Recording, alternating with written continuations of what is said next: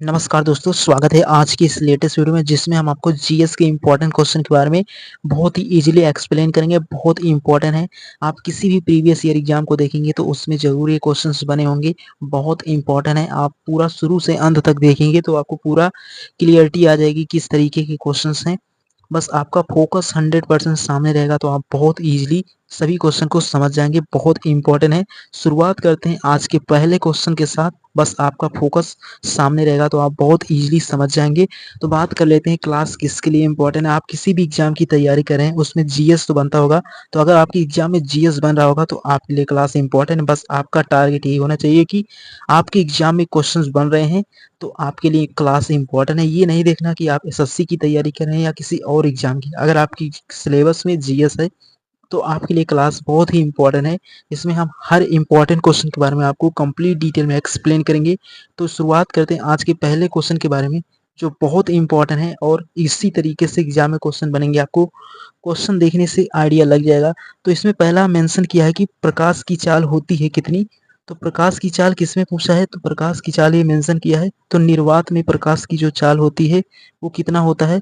तो प्रकाश की निर्वात में जो चाल होती है वो सबसे अधिक होती है। वो कितना होता है, वो 3 गुणा 10⁸ मीटर प्रति सेकंड होता है। क्या होता है वो प्रकाश की चाल। तो ये भी आपको क्लियर हो गया होगा। तो इसी तरीके से आपकी एग्जाम में पूछेगा जो प्रकाश की चाल होती है वो कितना होता है। तो वो पूछेगा निर्वात में। तो निर्वात में जो प्रकाश की चाल होती है 3 गुणा 10⁸ मीटर प्रति सेकंड। यानी कि जो सन की किरण होती है जब वो पृथ्वी पर आती है तो जो निर्वात होता है वहां पर इसकी चाल इतना होती है। तो सबसे अधिक निर्वात में ही प्रकाश की चाल होती है। बहुत इंपॉर्टेंट है। एंड उसके आगे क्वेश्चन के बारे में बात करें। सेकंड क्वेश्चन है, इसमें मेंशन किया है जो आपका द्रव्यमान और भार होता है उसमें अंतर क्या होता है। तो द्रव्यमान वस्तु की मात्रा होती है जबकि जो भार होता है वो गुरुत्वाकर्षण के कारण लगने वाला बल होता है। ये आपको क्लियर होना चाहिए। एंड उसके बाद नेक्स्ट पॉइंट में मेंशन किया है कि जो द्रव्यमान स्थायी होता है यानी कि जो आपका द्रव्यमान होगा वो स्थायी होगा जबकि जो भार होगा वो स्थान पर निर्भर करता है। ये भी बहुत इंपॉर्टेंट पॉइंट है जो आप बहुत इजीली समझ गए होंगे। बहुत इंपॉर्टेंट है। बढ़ते हैं इसके आगे वाले क्वेश्चन के बारे में। तो तीसरा क्वेश्चन है न्यूटन के गति के प्रथम नियम को क्या कहते हैं। तो न्यूटन का जो पहला नियम था उसे जड़त्व का नियम भी कहते हैं। बहुत इंपॉर्टेंट है। तो ये आप बहुत इजीली समझ गए होंगे। न्यूटन के प्रथम नियम को जड़त्व का नियम कहते हैं। ये आपको क्लियर होना चाहिए। बहुत इंपॉर्टेंट क्वेश्चन था, सीधे एग्जाम में बनेगा। एंड उसके बाद अगला क्वेश्चन बात करें तो यहाँ पर पॉइंट भी मेंशन किया है, ये आपको क्लियर होने चाहिए। बहुत इंपॉर्टेंट पॉइंट है। तो यहाँ पर मेंशन किया है यदि कोई वस्तु विराम या गति में है तो वह तब तक उसी स्थिति में रहेगी जब तक उस पर कोई बाहर से हम बल नहीं लगाएंगे। ये न्यूटन की गति के प्रथम नियम को बताता है और इसको हम क्या किस नाम से जानते हैं, तो उसका नाम जो होता है वो जड़त्व का नियम होता है। और जब कोई वस्तु विराम है या गति है, जब तक आप उस पर कोई बाहर से बल नहीं लगाएंगे तो स्थिति में परिवर्तन नहीं होगा। ये पॉइंट भी इसमें होता है। तो ये भी क्वेश्चन आप बहुत इजीली समझ होंगे। बहुत इंपॉर्टेंट है। एंड उसके आगे फोर्थ क्वेश्चन पर बढ़ते हैं। तो इसमें पूछ रहा है कि जो कार्य का मात्रक क्या होता है। तो कार्य का मात्रक आपका सिंपली जूल होता है। तो एक जूल क्या होता है, एक जूल में हमारा 1 न्यूटन इंटू 1 मीटर जो होता है वो 1 जूल का निर्माण करता है। ये भी आपको क्लियर होना चाहिए कि जो आपका 1 जूल होता है ना, वो 1 जूल आपका 1 न्यूटन मल्टीप्लाई 1 मीटर से ही 1 जूल का निर्माण होता है। ये भी क्लियर होना चाहिए। तो ओवरऑल इसी लेवल के क्वेश्चन बनेंगे। बहुत इंपॉर्टेंट है। तो उम्मीद करता हूँ आप चारों क्वेश्चन बहुत इजीली समझ गए होंगे। आपको फिर भी कोई डाउट हो तो कमेंट बॉक्स में पूछ सकते हैं। बहुत इंपॉर्टेंट है। तो बढ़ते हैं इसके आगे वाले क्वेश्चन के बारे में जो कि और इम्पोर्टेंट क्वेश्चन है। उसके बाद अगला पांचवा क्वेश्चन है। इसमें मेंशन किया है कि उष्मा का एसआई मात्रक क्या होता है। तो उष्मा का जो एसआई मात्रक होता है वो जूल होता है। और यह जो जूल है ये उष्मा का एसआई मात्रक होता है और यह उष्मा ऊर्जा का मात्रक है। तो यानी कि जो उष्मा का एसआई मात्रक होता है वो जूल होता है और यह उष्मा ऊर्जा का मात्रक है। तो इस तरीके से आप इस पॉइंट को भी समझ गए होंगे। बहुत इंपॉर्टेंट है। ये भी पॉइंट यहाँ पर मेंशन किया है। ये भी पॉइंट इंपॉर्टेंट है। तो उसी प्रकार 6 नंबर क्वेश्चन के बारे में बात करें कि जो ऊर्जा संरक्षण का नियम होता है वो क्या किस तरीके से डिफाइन करता है, इसको आपको प्रॉपर समझना होगा। तो जो ऊर्जा संरक्षण का नियम क्या होता है, तो ऊर्जा को ना आप उत्पन्न कर सकते हैं ना ही नष्ट किया जा सकता है, केवल एक रूप से दूसरे रूप में परिवर्तित करते हैं। ये आपका ऊर्जा क्या होता है, ऊर्जा संरक्षण का नियम होता है। ऊर्जा संरक्षण का नियम बहुत इंपॉर्टेंट है क्योंकि ऊर्जा संरक्षण को आप ना तो नष्ट कर सकते हैं और ना ही उत्पन्न कर सकते, केवल उसको एक रूप से दूसरे रूप में आप क्या कर सकते हैं, बदल सकते हैं, ये भी आपको समझना है। तो ऊर्जा आपकी बहुत ऊर्जा होती है। ऐसे ऊर्जा की संरक्षण के बारे में बात करें तो यानी कि ऊर्जा संरक्षण का कहने का निकलता है अर्थ, यानी कि ऊर्जा को आप ना ही उत्पन्न कर सकते हैं ना ही नष्ट कर सकते हैं, केवल उसको एक रूप से दूसरे रूप में बदल सकते हैं, ये आपको समझना होगा। यानी कि ऊर्जा इस तरीके से एक से रूप से दूसरे रूप में बदलती है। जैसे आप देखते होंगे जो आपके बांध होते हैं तो वहां पर जो पानी होता है जब वो रुका रहता है तो वहां पर एक स्थिर ऊर्जा होती है, लेकिन जब वो बांध को खोलते हैं आप तो पानी बहुत तीव्र गति से गति करता है, तो वहां पर गतिज ऊर्जा हो जाती है जो एक रूप से दूसरे रूप में परिवर्तित होती है। तो इसी तरीके से आप ऊर्जा को परिवर्तित करते हैं। पहले तो वो स्थिर था, उसके बाद उसमें गति आ गई तो उसकी स्थिति को आप बदल देते हैं।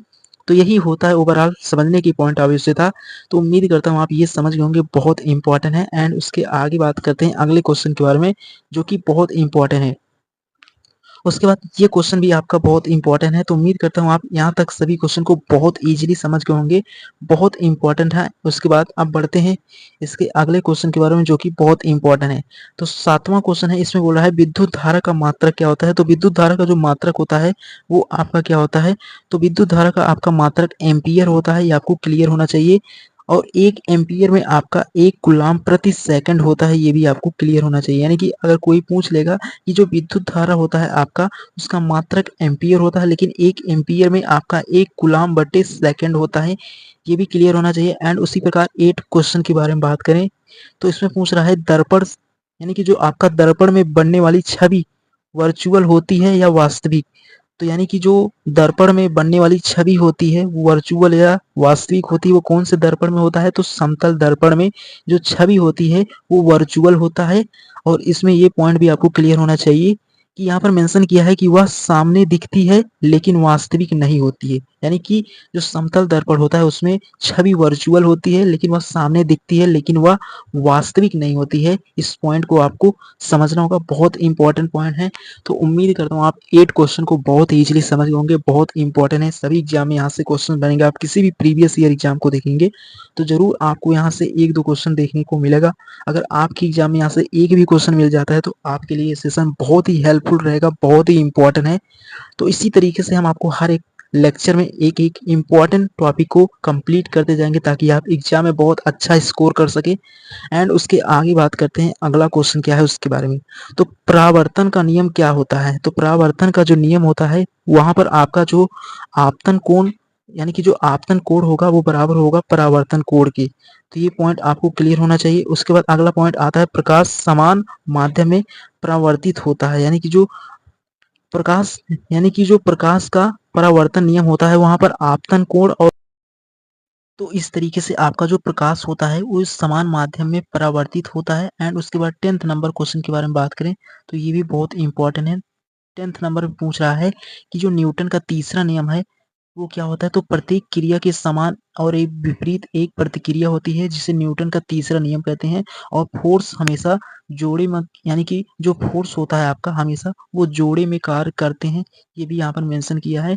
तो इस तरीके से न्यूटन का जो तीसरा नियम होता है वो प्रत्येक क्रिया के समान और विपरीत एक प्रतिक्रिया होती है, इसे न्यूटन का तीसरा नियम कहते हैं। तो उम्मीद करता हूँ आज के 10 क्वेश्चन आप बहुत इजीली समझ गए होंगे, बहुत इंपॉर्टेंट है। इसी तरीके से आपके एग्जाम में क्वेश्चंस बनते हैं, जो आप प्रीवियस ईयर एग्जाम देखेंगे तो उसमें क्वेश्चंस बनते हैं। तो उम्मीद करता हूँ आज के लेक्चर को आप बहुत इजीली समझ गए होंगे, बहुत इंपॉर्टेंट है। तो उम्मीद करता हूँ आप सभी पोर्शन बहुत इजीली समझ गए होंगे और आपका फोकस सामने रहा होगा।